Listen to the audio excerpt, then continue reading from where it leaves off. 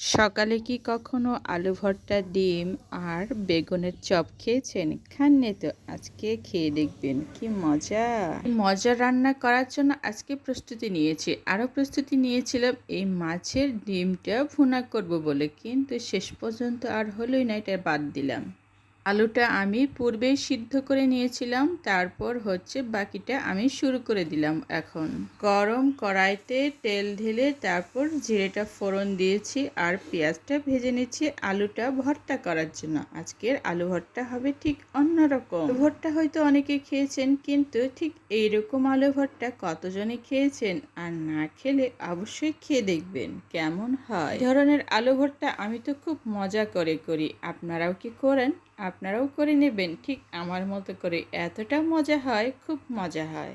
আলুগুলো আমি কি করেছি, রাইস কুকারের উপর দিয়ে ভালো করে সিদ্ধ করে আর ছোচাগুলোও ছিলে নিয়েছি, আর তারপর ভালো করে আলুটা মথেও নিয়েছি।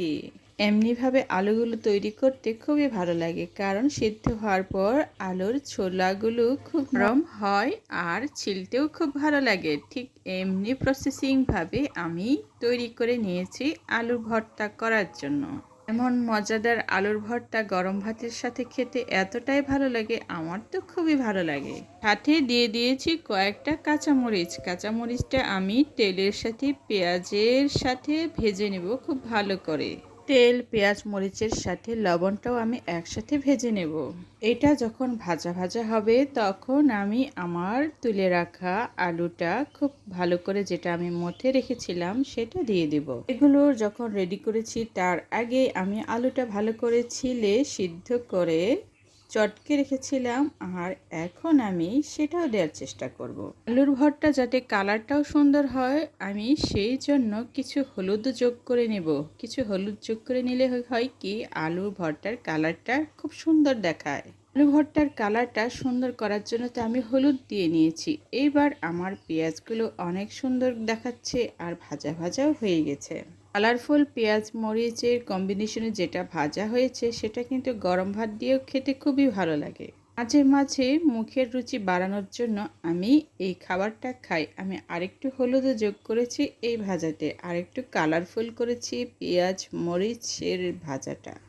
আমি এই ভাজায় কোনো ধরনের শুকনো মরিচ ব্যবহার করব না। শুকনো মরিচ ছাড়াই আলু ভর্তাটি আজকে আমি সম্পূর্ণ করব।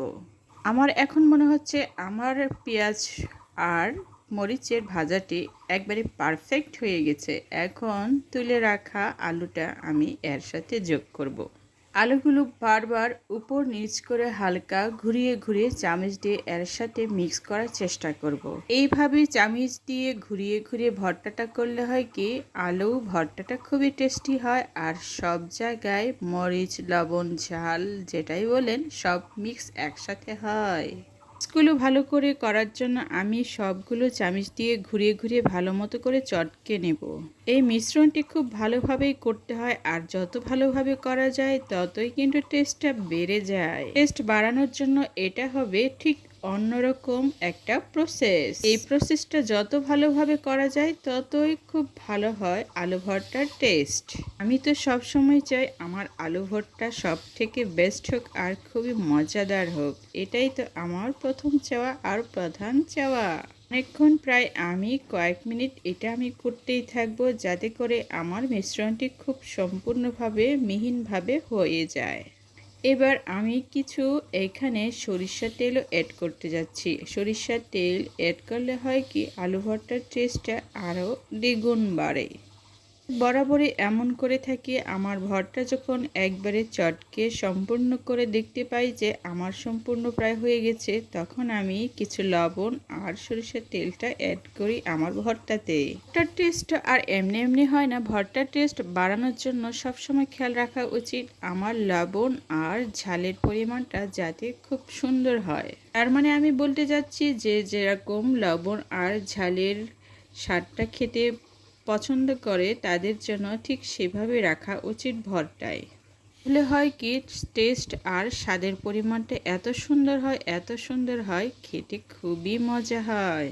ভর্তা যত চটকে ঘষে দলে মলে কিভাবে সুন্দর করে টেস্টটা বাড়ানো যায় সেটাই তো ভর্তার প্রথম আর প্রধান আকর্ষণ। সকালে ঘুম থেকে ওঠার পর ভর্তা, ভাজি, বড়া আর একটা আস্ত ডিম সিদ্ধ দিয়ে গরম ভাত খেতে এতই মজা আর এতই টেস্টিফুল হয় না, খুব খেতে ইচ্ছে করে। ধরনের ভুরি ভোজন হয়তো অনেকেই পছন্দ করে না, কিন্তু আমরা গরিব মানুষ যারা তাদের জন্য এটা, আর যারা ভাত পছন্দ করে তাদের জন্য হচ্ছে এই গল্পটা।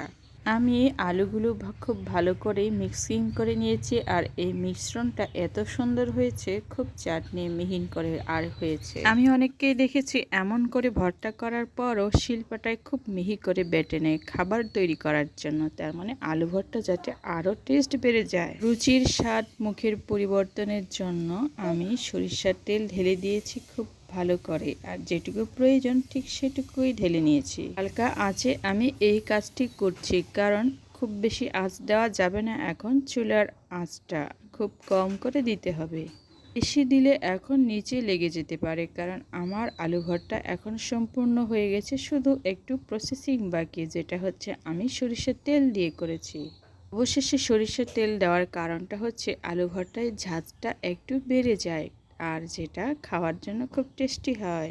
আলু ভর্তা আমরা সবাই করি, আর এক একজনের টেস্ট এক এক রকম, আর এক একজন এক একভাবে প্রসেসিং করে থাকে ঠিক এই আলু ভর্তা দিয়ে। আমিও আমার পছন্দ মতো করে অন্যরকম করে করে নিয়েছি আজকে। অনেকের হয়তো পছন্দ হবে আমার এই রান্নাটি। এবারের স্বাদ তখনই বেড়ে যায় যখন দেখতেও সে আকর্ষণীয় হয় আর খেতেও তাতে খুব টেস্টি বেড়ে যায়। ভর্তাগুলো এখন আমি ছোট্ট একটি আমার সুন্দর কাঁসার বাটিতে তুলে নেব। গরম গরম ভর্তা পরিবেশনের জন্য খুবই সুন্দর একটা জিনিস। অনেক সুন্দর পদ্ধতিতে আমি আমার আলু ভর্তা প্রসেসিংটা শেষ করে ফেললাম। এখন হচ্ছে বাকি কাজগুলো আমি করব। যেটা আমি খেতে চেয়েছিলাম সেটা হচ্ছে বেগুনের চপ। বেগুনের চপ তো আমি অলরেডি শুরু করে দিয়েছি। বেগুনের চপ তৈরি করার জন্য খুব একটি পরিশ্রমের প্রয়োজন হয় না। ভালো একটি বেগুন গোল গোল করে কেটে তারপর গরম তেলে হলুদ আর মরিচের গুঁড়ো আর লবণটা মাখিয়ে ভালো করে তেলে একটু বেশি করে তেল তো লাগেই, সেটা তো অবশ্যই লাগবে।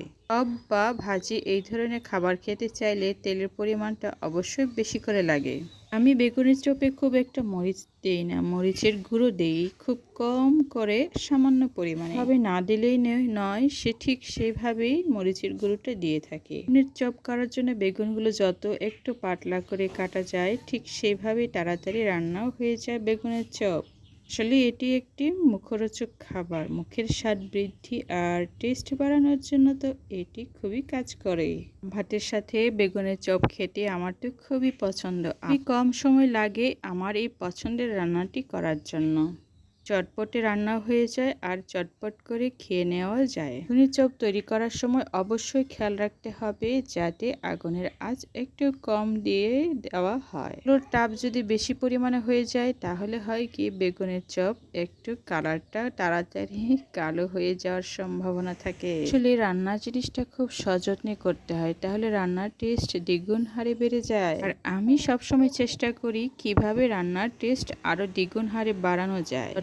আর ভালোবাসায় খাবারের টেবিল সাজিয়ে যেতে পারি, সেটাই আমি সবসময় চেষ্টা করি। এইভাবে আমি আমার রান্নাটা প্রায় শেষের দিকে করে ফেলেছি। এইবার হয়ে গেল আমার সকালের খাবার। এই মুখরোচক খাবার জন্য সবাই অপেক্ষায় আছে। সকাল সকাল ব্রাশ করে চুপটি করে বসে কেউ গল্প করছে, কেউ টিভি দেখছে। পরিবারের সদস্যদের জন্যই তো এমন ভালোবাসা রান্না করা যায়, তাই না? আমি চাই আপনিও আপনার পরিবারের জন্য ঠিক এমন ভালোবেসে ঠিক এমন মজাদার রেসিপি তৈরি করুন, যাতে পরিবারের সদস্যরা খুব আনন্দ সহকারে তৃপ্তি সহকারে খাবার খেতে পারে। ভালোবাসায় গড়া ছোট্ট এই সুন্দর পরিবারটি আরো সুন্দর করার জন্য আমার এই রান্নার সুন্দর যত্নের ভালোবাসার গড়া এই সুন্দর ছোট্ট পৃথিবী। বেগুনের চপ তো আমার এখন ভাজা হয়ে গেছে, এগুলো এখন পরিষ্কার একটা বাটিতে আমি তুলে নিচ্ছি, কারণ শুকনো একটা বাটিতে তুলে নিতে পারলেই আমার এই চপটা আরো ভালো থাকবে।